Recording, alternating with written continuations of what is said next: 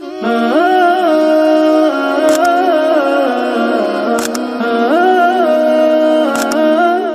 वालेकुम वरहमतुल्लाह। कुछ दिन पहले बजुर्ग मेरे को आए ने, इन्हों की एक लत्त कटी हुई है, माजूर ने।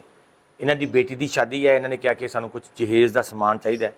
जो समान इन्होंने सानू लिख के दिता है वो असी लैके रख दिता है, हुण असी इन्हां दी हैंड ओवर कर रहे हैं। अच्छा, just for humanity welfare foundation का जिहड़ा एक ही मकसद है कि उन्हां भैन भरावां दे नाल खड़े होना जिहड़े बेचारे कमज़ोर ने, जिहड़े अफोर्ड नहीं कर सकते।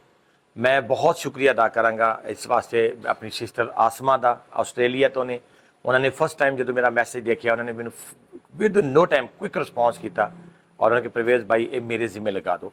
अल्लाह ताला उन्होंने जज़ाए खैर दे, अल्लाह ताला इन्हों की बेटी के बरतना नसीब करे। इंशाअल्लाह इस तरह के इनिशिएटिव असीं लैंदे रहांगे, इस तरह के जिहड़े वर्क ने जो साडी कैपेसिटी चाहे जरूर करांगे।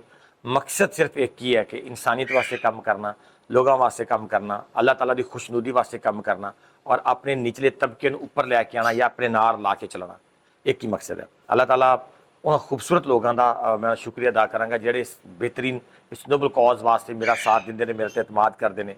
इंशाअल्लाह असी भी हर लिहाज नाल फीडबैक भी दिंदे आ, उन्होंने अंदाज़ा भी होंदा कि असी किस तरह का काम कर रहे हैं। अल्लाह पाक अपने हिफ्ज़ो मान च रखे और बहुत सारे लोगों की सानू मजीद नीड है, खूबसूरत लोगों की जिहड़े डोनर्स ने, जिहड़े अफोर्ड कर सकते हैं कि इंसानियत वास्ते एक कदम अगे आन और साडा साथ देन।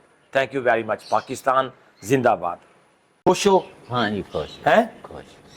समान मिल गया है हाँ जी। ਜਿਹੜਾ ਤੁਸੀਂ ਲਿਖ ਕੇ ਦਿੱਤਾ ਸੀ? हाँ जी, हाँ जी, मिल गए। ठीक है जी जी। ਤੇ ਤੁਸੀਂ ਹੁਣ ਦੁਆ ਵੀ ਕਰਨੀ ਹੈ, जी, ਜਿਨ੍ਹਾਂ ਨੇ हाँ जी, ਇਹ अल्लाह पाक ਤੁਹਾਡੇ ਵਾਸਤੇ पाक। ਗਿਫਟ ਭੇਜਿਆ जी, जी, ਉਹਨਾਂ ਵਾਸਤੇ हाँ। ਦੁਆ ਜ਼ਰੂਰ ਕਰਨੀ ਹੈ। ठीक है जी जी, आमीन, बिल्कुल करना। हाँ, चलो बहुत शुक्रिया। खैर नाल आमीन, जाओ, आमीन। अल्लाह ताला तुहानू अपने हिफ्ज़ो मान रखे। ठीक है, आमीन, अल्लाह पाक।